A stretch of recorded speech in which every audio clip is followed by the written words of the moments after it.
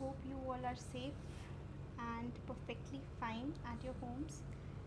Today we are going to start with section number 174 and we'll be covering section 175 also in this video. Before that, I got to know that the video quality is not that good, which means you are not able to see the PDFs properly which are being uploaded on the screen.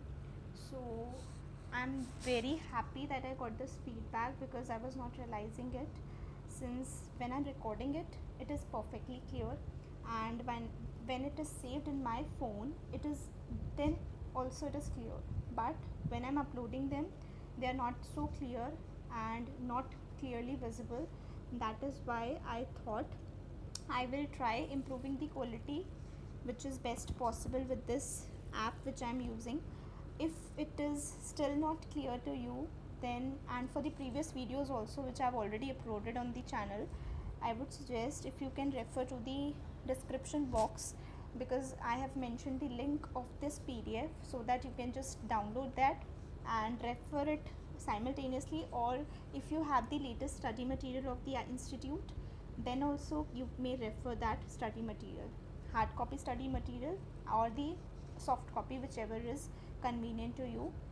और even if you don't have any study material and you do not want कि आप एक बार shuffle करते रहो sheets को, बार बार tabs को shift करना पड़े, आपको शफल करना पड़े, so I would suggest just grab your headphones, close your eyes or take a walk at your home only, do not go out, take a walk at your home or terrace and just keep on listening to the audio.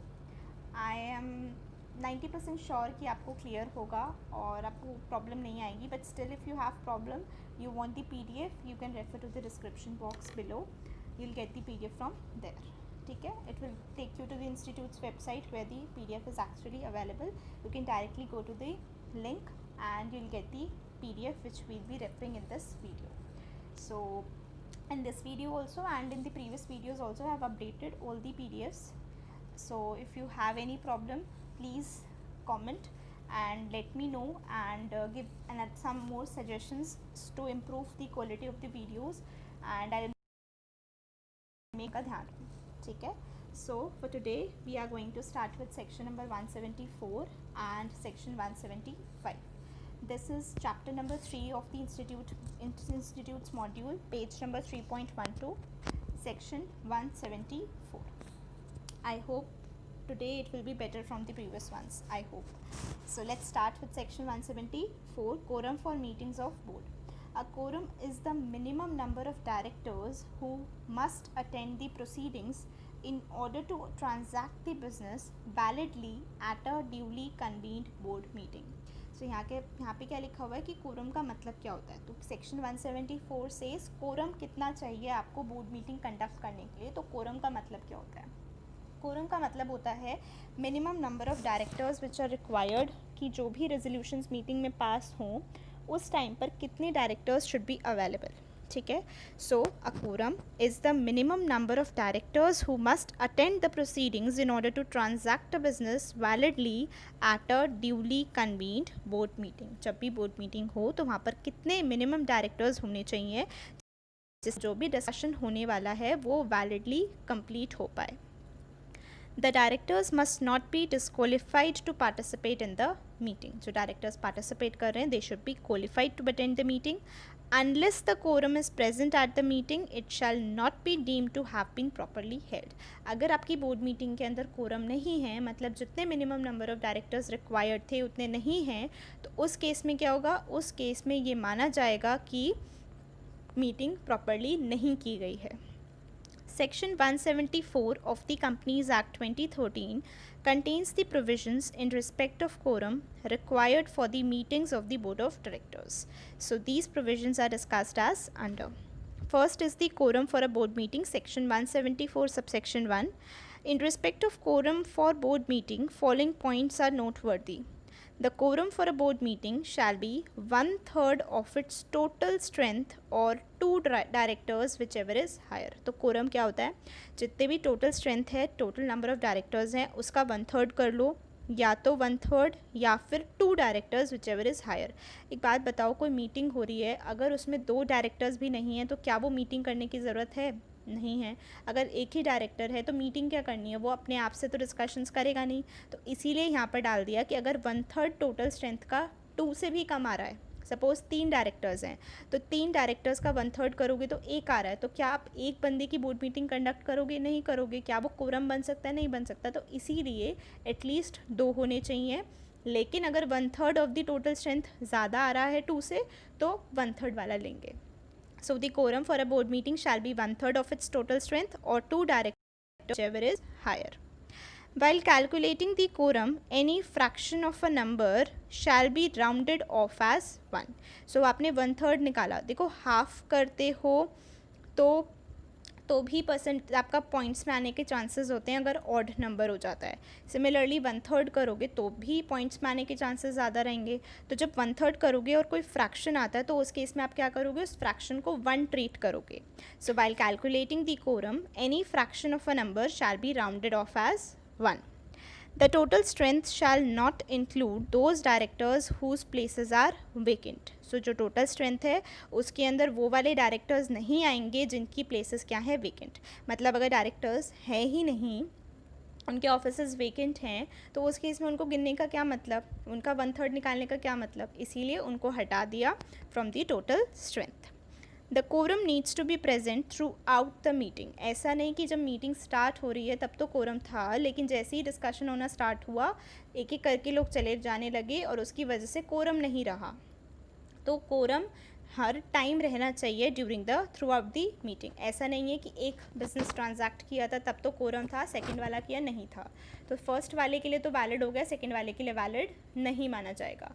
लेकिन अगर suppose directors हैं, जितने directors first business transact करते वक्त थे, second वाले time पर उतने नहीं रहे, लेकिन फिर भी कोरम हो रहा है, तो क्या कोई प्रॉब्लम रहेगी? नहीं रहेगी, क्योंकि कोरम की रिक्वायरमेंट है। ऐसा नहीं बोला कि फर्स्ट टाइम में अगर 10 डायरेक्टर्स थे तो सेकंड टाइम पर भी, जो सेकंड बिजनेस ट्रांजैक्ट हो रहा है उस टाइम पर भी 10 होना चाहिए, ऐसा नहीं लिखा है quorum needs to be present throughout the meeting. तो सेकेंड बिजनेस ट्रांजैक्ट करते हुए अगर कोई डायरेक्टर चला गया और फिर भी आपका 1/3 या फिर 2 विच एवर इज़ हायर वाली रिक्वायरमेंट कंप्लाई हो रही है, मतलब कोरम हो रहा है, उस केस में कोई प्रॉब्लम नहीं है। It may be noted that the articles of the company can not specify a quorum which is less than prescribed by section 174 subsection 1. However, there is no bar in fixing the higher quorum than the required statutorily. So इसमें क्या बोला हुआ है कि suppose आपके articles of association में बोला हुआ है कि हम 1/3 नहीं, हम 1/2 मानते हैं टोटल स्ट्रेंथ का टू बी दी कोरम, तो उसमें कोई प्रॉब्लम नहीं है, क्योंकि अगर आप 1/3 कर रहे थे तो सपोज़ 100 डायरेक्टर्स थे, 100 की स्ट्रेंथ थी, कोई भी ऑफिस वेकेंट नहीं था, तो 100 में से 1/3 या फिर 2 विच एवर इज़ हायर लेना था, तो 1/3 किया 33 आ गया, तो 33.33 आया, तो 34 डायरेक्टर्स हो गए, तो 4 डायरेक्टर्स आपके कोरम फॉर्म करेंगे। ठीक है, अब अगर आर्टिकल्स चाहता है कि हाफ रखना है तो 50, अगर आर्टिकल्स कह रहा है 100 में से 50 होने चाहिए, तो 50 की रिक्वायरमेंट ठीक है, तो आर्टिकल्स में 50 लिख दिया, तो कोरम तब होगा जब 50 डायरेक्टर्स प्रेजेंट होंगे। लेकिन आर्टिकल्स ऐसा नहीं कह सकता कि 1/3 नहीं, हमें तो 1/4 में भी चलेगा, नहीं, ऐसा नहीं कह सकता, क्योंकि वो फिर सेक्शन की कंप्लायंस भी नहीं होगी। सेक्शन में लिखा है आर्टिकल्स को हम पावर देते हैं, आर्टिकल्स चाहे तो इस नंबर को बढ़ा सकता है, कम नहीं कर सकता। मॉडिफिकेशन, सेक्शन 8 कंपनीज़ के केस में कुछ मॉडिफिकेशन दे दिया।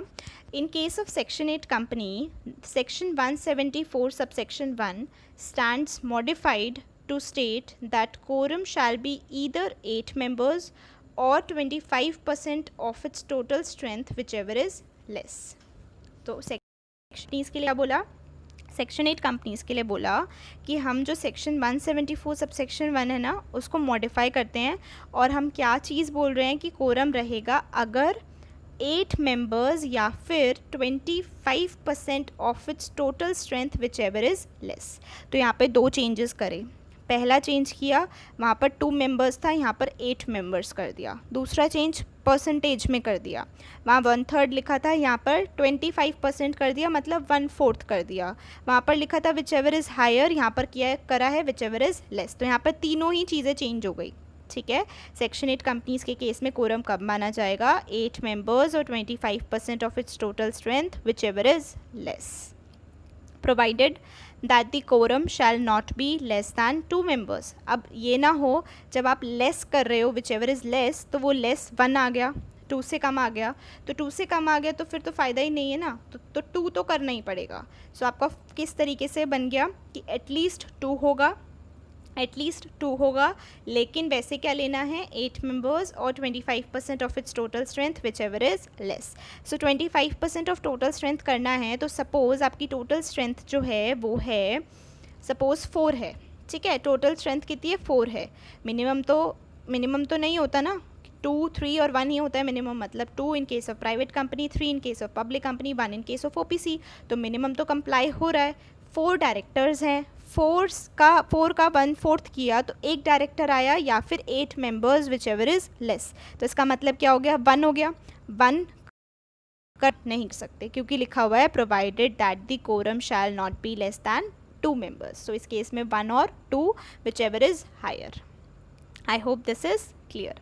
सो हम इसको इस तरीके से पढ़ सकते हैं कि कम से कम तो 2 मेंबर्स होने चाहिए, लेकिन अगर 8 मेंबर्स और 25% of its total strength whichever is less is coming more than 2, तो आपको वो मोर दैन 2 वाले डायरेक्टर्स होने चाहिए इन दी सेक्शन 8 कंपनी की बोर्ड मीटिंग, ठीक है, to form a quorum. The above modification is applicable subject to the condition that the Section 8 company has not committed a default in its filing of financial statements under Section 137 और annual return under Section 92 with the registrar. ये तो हमने first session में ही पढ़ लिया था अपने कि सेक्शन 137 और 92 तो आपको याद ही हो जाएगा, जहाँ पर भी मॉडिफिकेशन एग्जाम्पशन दी होती है तो जनरली ये लिखा होता है कि सेक्शन 137 और 92 का कंप्लायंस किया होना चाहिए, तभी ये मॉडिफिकेशन अप्लाई होगी, ठीक है. I hope this is clear. आगे आ जाते हैं. Participation through electronic means to be counted for quorum. अब इलेक्ट्रॉनिक मीन्स के थ्रू अगर पार्टिसिपेट किया जा रहा है तो क्या उसको कोरम में काउंट किया जाएगा या नहीं किया जाएगा. सो ये इलेक्ट्रॉनिक मीन्स कौन से होते हैं ये हमने लास्ट वाले पार्ट में कवर कर लिया था, तो अगर आपने वो लास्ट वाला पार्ट नहीं देखा है तो आप उसको देख सकते हैं, इसी प्लेलिस्ट के अंदर आपको मिल जाएगा पार्ट नंबर 1 के नेम से. The directors who participate by video conferencing or other audio-visual means shall also be counted for the purpose of determining the quorum at the meeting unless they are to be excluded for any items of business under any provisions of the act or rules. So, इसमें क्या बोला है कि जो भी directors हैं वो video conferencing या फिर अदर ऑडियो विजुअल मीन्स के थ्रू पार्टिसिपेट कर रहे हैं, जिसको हम इलेक्ट्रॉनिक मीन्स के थ्रू पार्टिसिपेट करना भी बोलते हैं, तो अगर उसके थ्रू कर रहे हैं तो उनको भी काउंट किया जाएगा for the purpose of determining the quorum. लेकिन अगर उनको कहीं पर भी एक्सक्लूड किया हुआ है तो उस केस में हम उनको इंक्लूड नहीं करेंगे for the quorum. For example हमने जो पिछली लेक्चर में या पिछले पार्ट में पढ़ा था, हमने उसके अंदर पढ़ा था ना कि ये वाले जो सिचुएशंस है इसमें आप पार्टिसिपेट नहीं कर सकते थ्रू दी वीडियो कॉन्फ्रेंसिंग या फिर अदर ऑडियो विजुअल मीन्स, लेकिन कोरम अगर मीटिंग में हो जाता है तो उस केस में आप क्या कर सकते हो, पार्टिसिपेट कर सकते हो. तो मतलब कोरम के लिए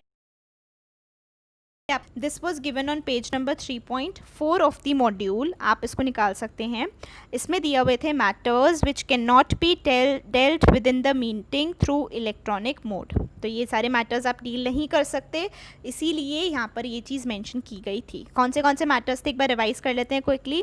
first was the approval of the annual financial statements, second was the approval of the boards report, third was the approval of the prospectus, fourth was the audit committee meetings for consideration of the financial statement including the consolidated financial statements if any to be approved by the board under subsection 1 of section 134 of the act. And fifth वाला कौन सा था, the approval of the matter relating to the amalgamation, merger, demerger, acquisition and takeover. I hope this is clear. अब आ जाते हैं आगे, page number 3.13 पे continue करते हैं. आई होप आपको ये चीज़ समझ आ गई होगी मैं किस वाली चीज़ की बात कर रही थी, कि यहाँ पर उसको काउंट नहीं किया जाएगा for the purpose of quorum अगर वो वाले मैटर्स डील होने वाले हैं इन द मीटिंग. ठीक है, नेक्स्ट आ जाते हैं थर्ड पॉइंट पर. In case when there is a vacancy in the board, section 174 subsection 2 in case there is any vacancy in the board, that is strength is less than that mentioned in the articles. So अगर कोई भी board के अंदर vacancy हो जाती है तो उस केस में क्या होगा, आपकी जो स्ट्रेंथ है वो जितनी आर्टिकल्स में लिखी है उससे भी कम हो गई. तो उस केस में क्या होगा, जो भी कंटिन्यूइंग डायरेक्टर्स हैं वो अपना आगे का काम करेंगे इररिस्पेक्टिव ऑफ सच वैकेंसी. देखो फिर से रीड करते हैं. Section 174 subsection 2, in case there is any vacancy in the board, that is the strength is less than that mentioned in the articles. articles में जितनी strength बोली थी उससे कम strength हो रही है, vacancy ज़्यादा हो गई. तो जो भी continuing directors होंगे ना वो आगे की अपनी मीटिंग कंडक्ट कर लेंगे. उसमें ये नहीं देखोगे कि vacancy है नहीं है, कोरम हो रहा है नहीं हो रहा है. However, the problem will arise when due to such vacancies the number of directors is reduced below the quorum fixed by the Companies Act. Articles में लिखा था कि 50% मतलब 1/2 ऑफ द टोटल स्ट्रेंथ या फिर 2 should be forming a quorum. इतनी आपकी limit है, ये आर्टिकल्स में लिखा था. लेकिन कंपनीज एक्ट में क्या लिखा है, कंपनीज एक्ट में लिखा है 1/3. तो इस केस में क्या हो जाएगा, इस केस में सिंस 1/2 करते हो तो आपका जो 1/2 करने से वो कम आ रहा है तो भी आप मीटिंग कर सकते हो, लेकिन वो 1/3 से कम नहीं होना चाहिए. ठीक है, 1/3 से कम नहीं होना चाहिए, नहीं तो फिर कंपनीज एक्ट की नॉन कंप्लायंस हो जाएगी और वो नहीं चलेगा. आर्टिकल्स की कंप्लायंस नहीं हो रही, इसलिए नहीं हो रही क्योंकि वैकेंसी ज़्यादा है बोर्ड के अंदर, तो कोई प्रॉब्लम नहीं है. अगर कंपनीज एक्ट की लिमिट्स का आप कंप्लायंस कर रहे हो, कोरम फिर भी हो पा रहा है. ठीक है.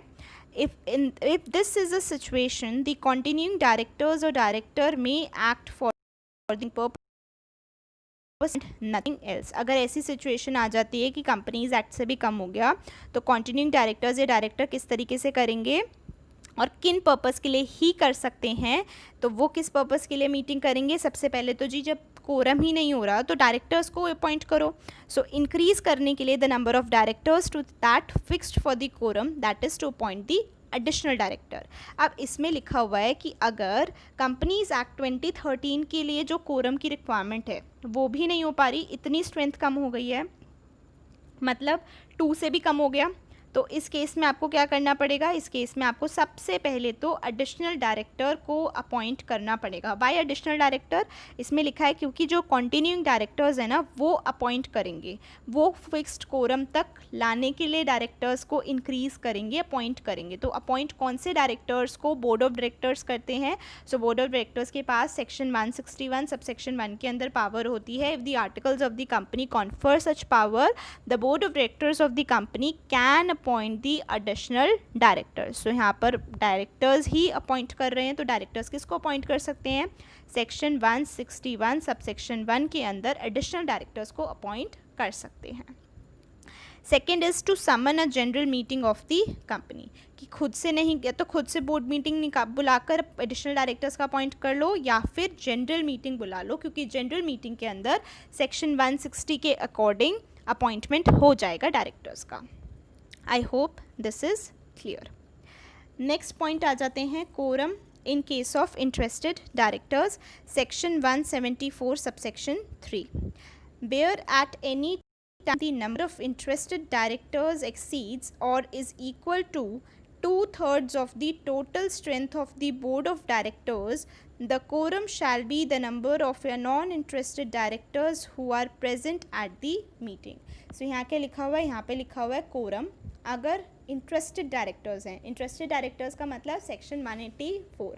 सेक्शन 184 के अंदर इंटरेस्टेड डायरेक्टर्स की बात दी हुई है, जहाँ पर जो भी कोई ट्रांजैक्शन होने वाली है या कोई अरेंजमेंट ऐसा होने वाला है जिसके अंदर कुछ डायरेक्टर्स जो हैं बोर्ड के वो इंटरेस्टेड हो सकते हैं, तो उस केस में जब ये नंबर इंटरेस्टेड डायरेक्टर्स का नंबर इक्वल या फिर एक्सीड कर जाता है 2/3 ऑफ द टोटल स्ट्रेंथ को, टोटल स्ट्रेंथ के 2/3 को भी एक्सीड कर जाता है या इक्वल टू 2/3 हो जाता है, तो उस केस में बोर्ड ऑफ डायरेक्टर्स क्या करेंगे, the quorum shall be the number of non interested directors who are present at the meeting but their number must not be less than 2.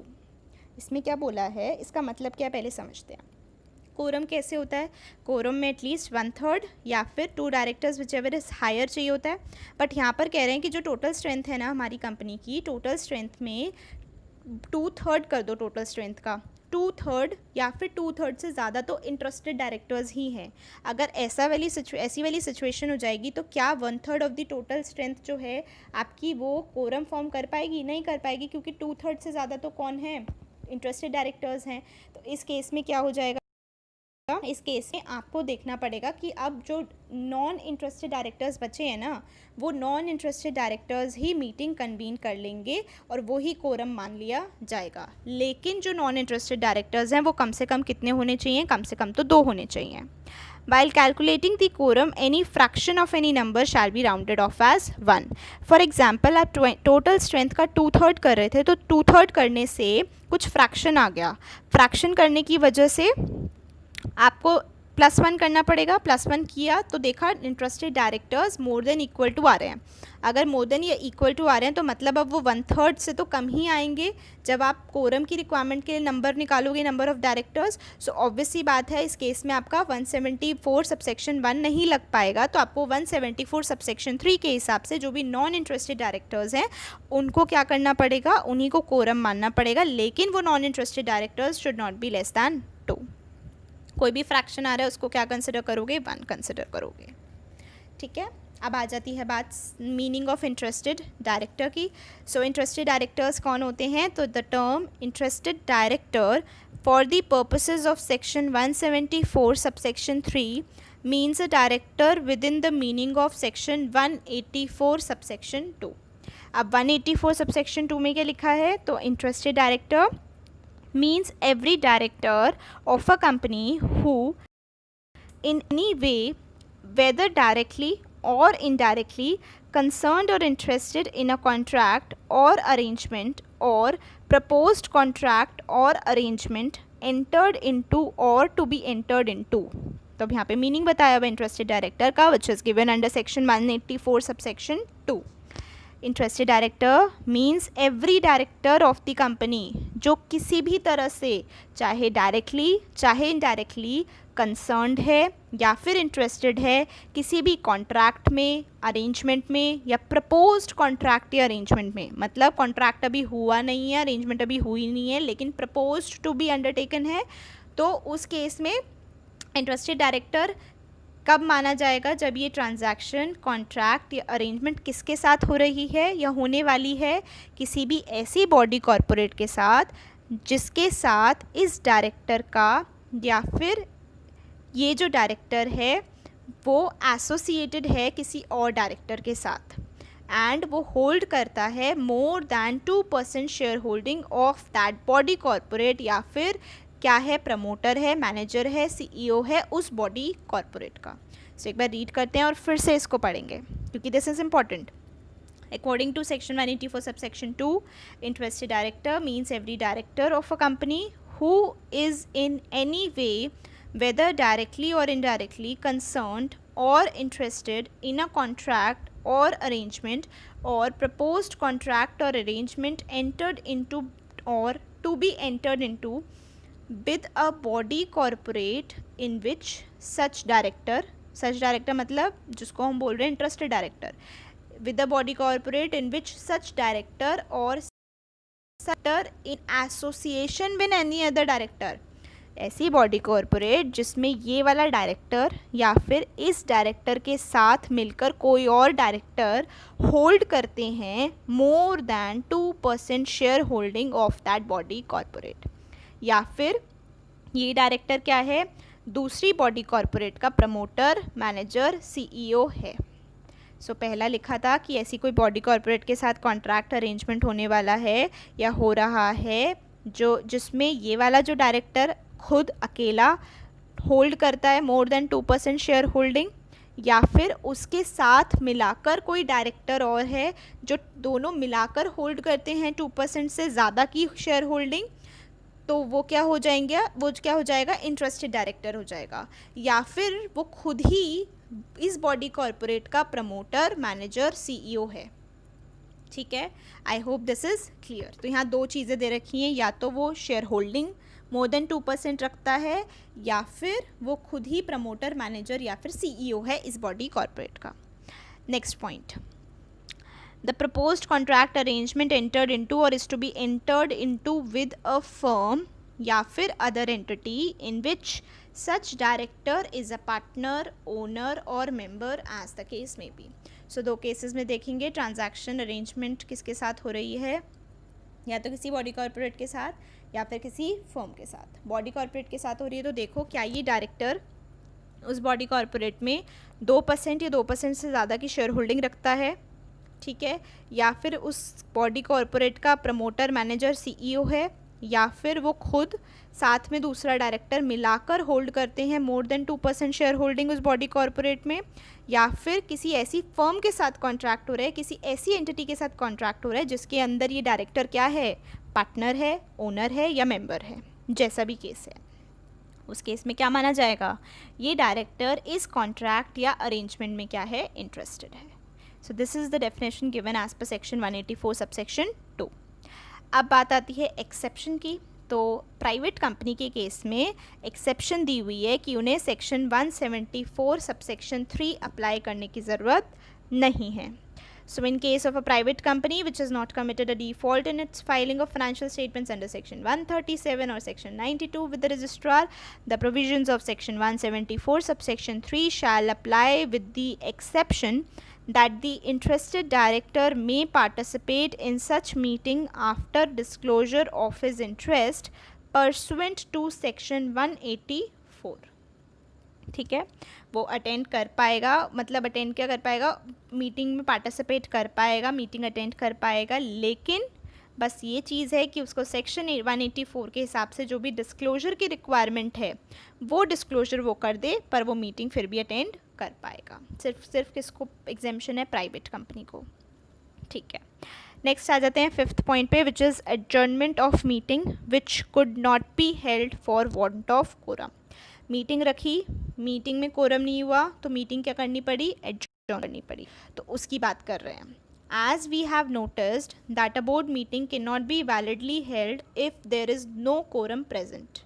Thus, where a meeting of the board could not be held for want of quorum, then unless the articles of the company otherwise provide, the meeting shall automatically stand adjourned to the same day at the same time and place in the next week, or if that day is a national holiday, till the next succeeding day which is not a national holiday at the same time and place.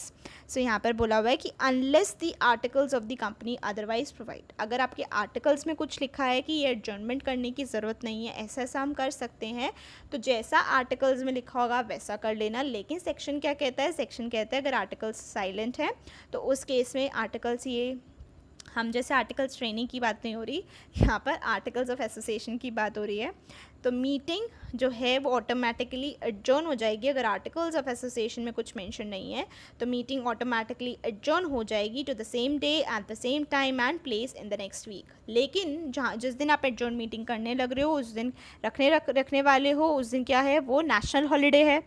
ठीक है, national holiday है तो क्या होगा, next succeeding day जो भी national holiday नहीं है उस दिन आपकी वो एडजर्न मीटिंग हो सकती है। अब आ जाते हैं एग्जेम्पशन टू OPC पर। So according to proviso to section 173 subsection 5, the provisions of section 174 relating to quorum are not applicable to such one person company which has only one director on its board. Obvious सी बात है, ये तो हमने board meeting के लिए भी exemption दे दी थी, तो कोरम की क्या बात है, जब बोर्ड मीटिंग की करने की ज़रूरत नहीं है, अगर एक ही डायरेक्टर है OPC के अंदर तो उनको कोरम की भी ज़रूरत नहीं है। ठीक है, तो ये ऑब्वियस सा पॉइंट था, बट ठीक है सेक्शन में तो मेंशन करना ही पड़ेगा। अब आ जाते हैं एग्जाम्पल पे। So what does the example से, discuss the following situations with respect to the quorum. There are 9 directors in a company and out of which 2 offices of the directors have fallen vacant. So हमने पढ़ा था कि जो भी offices vacant होते हैं वो हम consider नहीं करते total strength में। So मतलब हमारे पास total strength कितनी हो गई, 9 - 2 7। अब आपको अगर quorum निकालना है तो 7 का 1/3 करोगे, 7 का 1/3 या फिर 2, विच एवर इज़ हायर. 7 का 1/3 किया तो 2 पॉइंट समथिंग आ रहा है, तो 2 पॉइंट फ्रैक्शन आ रहा है, तो fraction will be counted as 1. तो 2 + 1 3, 3 और 2 whichever is higher, which means 3 would be the number which will be held as quorum. So at least 3 होने चाहिए तभी कोरम माना जाएगा. सो आंसर रीड करते हैं. According to section 174 subsection 1 of Companies Act 2013, the quorum is 1/3 of the total strength of board, any fraction contained in the said 1/3 being rounded off as 1. या फिर 2 directors whichever is higher, the total strength is to be derived after deducting the number of directors whose offices are vacant. Therefore, where total number of directors is 9 and 2, therefore where the total number of directors is 9 and 2 offices fallen vacant, the total strength comes to 7. In this case, 1/3 of 7 is 2.3333 directors, which will be rounded off as to 3, which is higher. Therefore, 3 directors would constitute the quorum for the board meeting. I hope this is clear. Let's go to the second part, B point. There are total 15 directors in a company, and during discussion on a particular item, 13 of the directors happen to be interested. 15 में से 13 जो हैं वो interested directors निकल गए. So within the meaning of 184 subsection 2 of the companies act 2013 what would be the quorum. देखो जहाँ पर हमने ये पढ़ा था इंटरेस्टेड डायरेक्टर वाली पॉइंट पढ़ा था, तो उसमें लिखा हुआ था कि जो भी नॉन इंटरेस्टेड रह जाते हैं they will form the quorum. So 15 में से 13 निकाला, 2 बचा, और उसमें ये भी चीज़ लिखी थी कि कम से कम 2 होने चाहिए, तो 2 हैं, तो 2 आपके क्या हो जाएंगे, कोरम के लिए मान लिए जाएंगे. सो आंसर रीड कर लेते हैं एक बारी. Under section 174 subsection 3 of the companies act 2013, if at any time the number of interested directors exceeds or is equal to 2/3 of the total strength of the board of directors. तो यहाँ पर हो रहा था जैसा 2/3 से ज़्यादा हो रहा था, ठीक है, 2/3 से ज़्यादा हो रहा था. So the number of directors who are non interested but present at the meeting not being less than 2 shall constitute the quorum. In the given situation, there are total 15 directors and the board meeting commences with all of them. During the meeting, an item comes up for the discussion in respect of which 13 directors happen to be interested directors.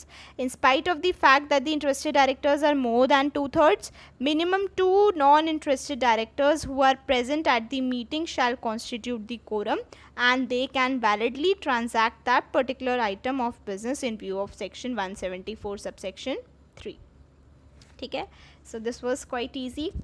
Next exam. A meeting of the board of No Holiday Limited was held on a holiday on account of Ganesh Chaturthi. Ganesh Chaturthi के दिन board meeting हुई. However, due to lack of quorum, the proceedings of the meeting could not be held, and therefore the chairman of the meeting, with the consent of the majority, decided that the board meeting shall be adjourned to the next week on the same day. ठीक है. However, the date fixed for the adjourned meeting happened to be a Sunday. Whether the adjourned meeting of the board can be held on a Sunday, तो इसमें बोल रहे हैं एक meeting होने वाली थी किसी कंपनी की जो हुई गणेश चतुर्थी के दिन, लेकिन कोरम ना होने की वजह से उन्होंने उस मीटिंग को एडजर्न कर दिया to the next week. Next week में क्या हो रहा है, जो डेट फिक्स हो रही है वो संडे आ रहा है. तो क्या संडे को मीटिंग हो सकती है एडजर्न्ड वाली? तो पहले तो ये बताओ कि प्रोविज़न क्या है. प्रोविज़न है कि नेशनल हॉलीडे अगर पड़ रहा होता है तो नेशनल हॉलीडे वाले दिन नहीं करके नेक्स्ट सक्सीडिंग डेट पर कर सकते हैं. पर एक चीज़ है, क्या संडे है? Of course not. Sunday is not a national holiday. अगर ऐसा होता तो हर जगह पर छुट्टी होती संडे को, बट ऐसा तो नहीं होता कि हर जगह पर संडे छुट्टी होती है. सो इसीलिए Sunday is not a national holiday, तो कोई प्रॉब्लम नहीं है, संडे को मीटिंग हो सकती है. When a board meeting is adjourned due to lack of quorum, then under section 174 subsection 4, the adjourned meeting can be held on the same day at the same time and place in the next week, or if that day is a national holiday, till the next succeeding day which is not a national holiday, at the same time and place unless the articles provide otherwise. Since section 174 subsection 4 specifies the exclusion of only the national holidays, any original या adjourned या committee meetings can be held on Sundays. तो इसमें कोई problem नहीं है. And other holidays as well. Ganesh Chaturthi के दिन भी अगर कोई मीटिंग हुई थी तो कोई प्रॉब्लम नहीं है, क्योंकि गणेश चतुर्थी एक नेशनल हॉलीडे नहीं होती है. In view of this provision the adjourned meeting of the board of no holiday limit it can be held on Sunday without involvement of any illegality. I hope यहाँ तक आपको क्लियर होगा, कोई doubt नहीं होगा. अब आ जाते हैं, ये हमारा पूरा सेक्शन नंबर 174 कंप्लीट हो गया, जहाँ पर हमने कोरम से रिलेटेड प्रोविजंस पढ़े. अब आ जाते हैं सेक्शन नंबर 175 पर, which is passing of resolution bye circulation. ठीक है, तो passing of resolution bye circulation section 175, page number 3.15. Section 175 of the Act and Rule 5 of the Companies Meetings of Board and its Powers Rules 2014 contain the provisions for passing of resolutions by circulation. Normally, a board meeting is conducted to pass resolution. There are certain matters which, according to the provisions of Companies Act 2013, can only be considered and decided at a duly convened board meetings, and therefore they cannot be implemented through the passing resolutions by circulations. However, in cases where the matter is not that much important and therefore does not require its consideration at a board meeting, though the consent of directors is required to implement that matter, or the calling of board meeting is a lengthy and costly affair keeping in view the urgent implementation of certain decisions, the company may, in respect of such matters, resort to passing of resolutions by circulations. तो काफ़ी बड़ी line हो गई, सबसे पहले इसको समझते हैं. सेक्शन 175 क्या कहता है? सेक्शन 175 अलॉन्ग विद रूल 5, उसमें लिखा हुआ है कि सर्कुलेशन के थ्रू रेजोल्यूशंस कैसे पास हो सकते हैं. अब हमें पता है जब भी रेजोल्यूशंस पास होने होते हैं वो जनरली मीटिंग बुलाई जाती है बोर्ड की, उस बोर्ड मीटिंग के अंदर रेजोल्यूशंस पास होते हैं. लेकिन लॉ में एक प्रोविजन दिया हुआ है सेक्शन 175 और रूल 5, जिसके अंदर दिया हुआ है कि आप रेजोल्यूशन बाय सर्कुलेशन के थ्रू भी रेजोल्यूशंस को पास कर सकते हो. मतलब बिना मीटिंग बुलाए रेजोल्यूशन पास कर सकते हो. कैसे?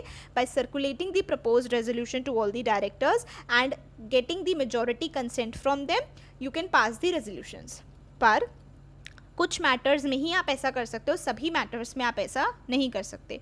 जिन मैटर्स में मीटिंग बुलाकर आपको रेजोल्यूशन पास करने की रिक्वायरमेंट होती है, वहाँ पर आप इस तरीके से सेक्शन 175 यूज़ करके रेजोल्यूशन बाय सर्कुलेशन पास नहीं कर सकते हो. अब कौन से टाइप के ऐसे रेजोल्यूशंस हैं जो आप बाय सर्कुलेशन पास कर सकते हो? तो कुछ ऐसे रेजोल्यूशंस पास करने हैं या कुछ ऐसे मैटर्स हैं जो ज़्यादा इंपॉर्टेंट नहीं हैं. ठीक है, ज़्यादा इंपॉर्टेंट नहीं है, लेकिन ऑल्दो आपको उसमें भी मेजॉरिटी बोर्ड ऑफ डायरेक्टर्स की कंसेंट चाहिए होगी, but still they are not that important कि आप एक मीटिंग बुलाओ, उसमें सभी डायरेक्टर्स को फ़ीस दो, सिटिंग फ़ीस दो, सारा अरेंजमेंट करो, सारे एक्सपेंडिचर्स करो, सारे रिइंबर्समेंट्स करो मीटिंग अटेंड करने के. तो ये सब करने की ज़रूरत नहीं है, इतना इंपॉर्टेंट मैटर नहीं है. या फिर कोई ऐसा काम है, ऐसी ट्रांजैक्शन करनी है, ऐसा कोई डिसीजन लेना है जो बहुत ही अर्जेंटली लेना है, जिसके लिए मीटिंग बुलाने का, उसका नोटिस सर्व करने का ये सा टाइम नहीं है. तो इसीलिए आप सर्कुलर रेजोल्यूशन पास कर सकते हो. ठीक है, so as a matter of fact all such matters, मैं यहाँ पर रीड करूँ पेज नंबर 3.16 पर, फर्स्ट पैरा में second last line. As a matter of fact, all such matters which do not require the consideration at a board meeting can be decided through resolutions which are passed by circulation. So, जो भी सारे matters हैं जिसमें आपको board meeting रखने की, बुलवाने की ज़रूरत नहीं है, उन resolutions को आप circulation के थ्रू पास कर सकते हो. So, section की जो provisions है वो अब हम पढ़ने वाले हैं. First point, requirement to pass resolution by circulation, section 175 subsection 1. A resolution shall be deemed to have been duly passed by the board or by a committee thereof by circulation in case the resolution has been circulated in draft, together with the necessary papers if any to all the directors or members of the committee as the case may be. committee जैसे कि audit committee, nomination remuneration committee, stakeholders relationship committee, तो इन committees की यहाँ पर बात की है कि अगर उन committee के members को आप उनके मतलब आपने कोई कमिटी है, कमिटी को सर्कुलर रेजोल्यूशन केस में मेंबर्स ऑफ द कमिटी को अदरवाइज बोर्ड मीटिंग करनी थी तो बोर्ड ऑफ डायरेक्टर्स को सारे के सारे आपको क्या करना पड़ेगा, जो भी रेजोल्यूशन की ड्राफ्ट कॉपी है ना उसको भेजना पड़ेगा, प्लस उसके साथ साथ आप जो भी ज़रूरी वाले पेपर्स हैं जिसकी ज़रूरत पड़ेगी टू रेफ़र, वो सारे नेसेसरी पेपर्स भी आपको सभी डायरेक्टर्स को या फिर मेंबर्स ऑफ द कमिटी को भेजना पड़ेगा एज द केस में भी जो भी मीटिंग होने वाली थी और जिस मीटिंग को आप नहीं करके रेजोल्यूशन पास कर रहे हो बाय दी सर्कुलेशन। ठीक है, अब ये जो रेजोल्यूशन है, ड्राफ्ट रेजोल्यूशन है विद द नेसेसरी पेपर्स, कहाँ भेजोगे? जो भी आपके डायरेक्टर्स हैं या मेंबर्स हैं उनके जो भी एड्रेसेस हैं कंपनी के पास, वो वाले एड्रेसेस पर आप ये भेजोगे। किस तरीके से भेजोगे? या तो हैंड डिलीवरी करोगे या फिर पोस्ट के थ्रू भेजोगे या कुरियर करोगे या फिर कोई भी इलेक्ट्रॉनिक मीन्स के थ्रू भी कर सकते हो एज मे बी प्रिस्क्राइब्ड। सो जो भी इलेक्ट्रॉनिक मीन्स होते हैं वो जनरली आपका ईमेल और फैक्स होता है। ठीक है, ईमेल या फैक्स के थ्रू आप भेज सकते हो। And has been approved by a majority of the directors और members who are entitled to vote on a resolution. जो भी डायरेक्टर्स एंटाइटल्ड टू वोट थे या फिर जो भी कमिटी के मेंबर्स से एंटाइटल्ड टू वोट थे उनकी मेजॉरिटी अप्रूवल अगर आता है तभी आप इस रेजोल्यूशन को पास मानोगे। ठीक है, तो वैसे भी बोर्ड मीटिंग करते तो मेजॉरिटी अप्रूवल चाहिए था, तो अभी भी मेजॉरिटी अप्रूवल चाहिएगा। बस क्या हो रहा है, मीटिंग नहीं हो रही है और रेजोल्यूशन की जो ड्राफ्ट है with the necessary papers registered address पर भिजवाए जा रहे हैं और वहाँ से कंसेंट ली जा रही है। Rule 5 provides that a resolution in draft form may be circulated to the directors together with the necessary papers for seeking their approval by electronic means, which may include email or fax. Next, when a resolution cannot be passed by circulation, अब कब आप circular resolution पास नहीं कर सकते? So proviso to section 175 subsection 1, if at least 1/3 of the total number of directors of the company for the time being require that any resolution under circulation must be decided at a meeting. So अगर at least जितने भी total number of directors हैं उनका 1/3, देखो resolution pass करने के लिए आपको मेजॉरिटी चाहिए थी, लेकिन अगर आपको रेजोल्यूशन नहीं पास करवाना बाय सर्कुलेशन तो आपको at least 1/3 total number of directors का 1/3 चाहिए जो इस चीज़ को बोल दें कि ये जो मैटर है जिसके लिए आप रेजोल्यूशन पास कर रहे हो उसको तो हमें मीटिंग में ही डिसाइड करना चाहिए। तो अगर 1/3 एटलीस्ट 1/3 डायरेक्टर्स ऐसा बोल देते हैं कि ये मैटर तो मीटिंग में ही डिसाइड होना चाहिए, तो जो चेयरपर्सन होगा वो इस रेजोल्यूशन को होल्ड पर डाल देगा to be decided at a meeting of the board. मतलब instead of deciding it by circulation, ये जो मैटर है ये बोर्ड मीटिंग के अंदर ही डिसाइड किया जाएगा। तो ऐसा चेयरपर्सन इसको क्या कर देगा, रेजोल्यूशन को एज ऑन होल्ड पर डाल देगा। ठीक है, सो ये वाली चीज़ आई होप आपको क्लियर हो गई होगी कि अगर 1/3 टोटल नंबर ऑफ डायरेक्टर्स ने ऐसा बोल दिया, मेजॉरिटी मिलते ही क्या होता है, मेजॉरिटी मिलते ही मानते हैं कि रेजोल्यूशन पास हो गया, लेकिन अगर 1/3 ने ऐसा बोल दिया कि नहीं मेजॉरिटी नहीं हम इस मैटर को डिस्कस नहीं कर सकते या पास नहीं कर सकते बाय अ सर्कुलर रेजोल्यूशन, सो कोई बात नहीं, चेयरपर्सन उसको बोर्ड मीटिंग में ही डिस्कस करेगा। Next point, noting of passed resolution in next meeting, section 175 subsection 2। अगर आपका सर्कुलर रेजोल्यूशन पास हो जाता है तो उस केस में क्या होगा, उस रेजोल्यूशन को आप अगली बोर्ड मीटर नोट करोगे और ये मिनट्स का भी पार्ट बनेंगे उस मीटिंग के, क्योंकि उस टाइम मीटिंग नहीं हुई थी तो मिनट्स नहीं बने, तो जो भी नेक्स्ट बोर्ड मीटिंग हो रही है उसमें उस चीज़ का नोट किया जाएगा प्लस मिनट्स का भी पार्ट बनाया जाएगा। So a resolution that has been passed by circulation shall have to be necessarily noted in the next meeting of the board और the committee thereof as the case may be and made part of the minutes of such meeting। ठीक है, example करते हैं। In respect of certain matter which did not require to be decided at the board meeting, PQR Limited thought it prudent to pass resolution thereof by circulation. Accordingly, a draft resolution was circulated among all the 6 directors by email. 3 directors did not give their consent and desired that the resolution was required to be decided at a meeting. Would they succeed? देखो 6 directors थे total, 6 में से 3 ने बोल दिया, मतलब 50% ने बोल दिया. Half of the directors said कि हम ये कंसेंट नहीं दे रहे हैं, हमारे हिसाब से मैटर डिसाइड होना चाहिए मीटिंग के अंदर ही. तो सेक्शन के हिसाब से तो 1/3 की ही रिक्वायरमेंट थी, कम से कम 1/3 कर दें. यहाँ तो हाफ ने बोल दिया, तो मेजॉरिटी अप्रूवल तो मिलेगा ही नहीं वैसे भी, क्योंकि हाफ ने तो मना ही कर दिया. ठीक है, तो इस केस में क्या होगा, इस केस में और 1/3 ने बोल दिया है, 1/3 एटलीस्ट 1/3 लिखा था, तो हाफ ने ही बोल दिया कि भाई नेक्स्ट मीटिंग में ही इसको डिसाइड करना पड़ेगा, ये तो ऐसे सर्कुलर रेजोल्यूशन के थ्रू डिसाइड नहीं हो सकता. तो इस केस में चेयरपर्सन क्या करेगा, इस केस में चेयरपर्सन सेक्शन 175 सब सेक्शन 1 का प्रोविज़ो लगाएगा, जिसके अंदर लिखा हुआ है कि चेयरपर्सन इस रेजोल्यूशन को डिसाइड करेगा एट अ मीटिंग. ठीक है, आंसर पढ़ते हैं. Proviso to section 175 subsection 1 states that where minimum 1/3 of the total number of directors require that any resolution under circulation must be decided at a meeting, the chairperson shall put the resolution to be decided at a meeting of the board. In the given case, 1/2 of the total number of directors, that is 3 out of 6, require that the resolution must be decided at a board meeting. Since their counting is more than 1/3 of the total strength, the chairperson needs to take call and put the resolution to be decided at a duly convened meeting of the board. I hope आपको section 174 and section 175 अच्छे से clear हुआ होगा. अगर आपको ये already आता था तो आप चाहे तो इसको स्पीड में भी सुन सकते हैं. आप इसकी स्पीड इंक्रीज़ करके जस्ट जब भी आप फ्री हैं, आपका पढ़ने का मन नहीं कर रहा लेकिन आप फिर भी टाइम वेस्ट नहीं करना चाहते, तो जस्ट इसको स्पीड में एक बार आप सुन सकते हैं, स्पीड इंक्रीज़ करके, तो आपकी फटाफट से रिविजन हो जाएगी with in the given time. मतलब आपको पता होगा कि इतनी देर में आपके ये 2 सेक्शंस रिवाइज हो जाएंगे. तो जैसे भी जितना भी आपको टाइम मिलता है, आप इन वीडियोस के थ्रू उस टाइम को यूटिलाइज़ कर सकते हैं बाय स्टडिंग विदाउट स्टडिंग. सो ये इस तरीके का कॉन्सेप्ट है कि आप पढ़ भी रहे हो लेकिन आप पढ़ भी नहीं रहे हो, बिना बुक खोले भी आप पढ़ सकते हो. जस्ट इसको आप हेडफोन्स ईयरफोन्स यूज़ करके जब भी फ्री हो आप इसको सुन सकते हो. आई होप आपको सेक्शन 174 175 अच्छे से क्लियर हुए होंगे. अगर आपका कोई भी सजेशन है तो आप मुझे कमेंट बॉक्स के अंदर कमेंट करके बता सकते हैं कि ये इम्प्रूवमेंट्स की जा सकती हैं. प्लस अगर आपको आज की वीडियो में कोई प्रॉब्लम नहीं लगी विद द PDF क्लैरिटी, तो भी आप मुझे बता सकते हैं, अच्छा रहेगा.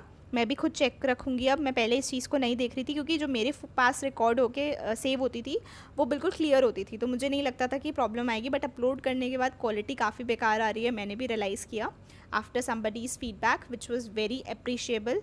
आई thank him for doing so. And आगे मैं कोशिश रखूँगी कि प्रॉब्लम ना आए. स्टिल आप मुझे बता सकते हैं अगर आपके कोई भी सजेशंस वगैरह हैं, और अगर आपको ये पसंद आया तो आप वीडियो को लाइक कर सकते हैं to give some motivation to me as well. And अगर आपको अच्छा लगा आप अपने फ्रेंड्स के साथ शेयर कर सकते हैं. एंड आपको ऐसे रिलेटेड वीडियोज़ और चाहिए तो आप चैनल को सब्सक्राइब कर सकते हैं. लाइक एवरी यूट्यूबर सेज, आप लाइक शेयर एंड सब्सक्राइब कर सकते हैं channel. And all until then, stay safe, stay healthy, and I'll see you soon in the next video. Bye bye.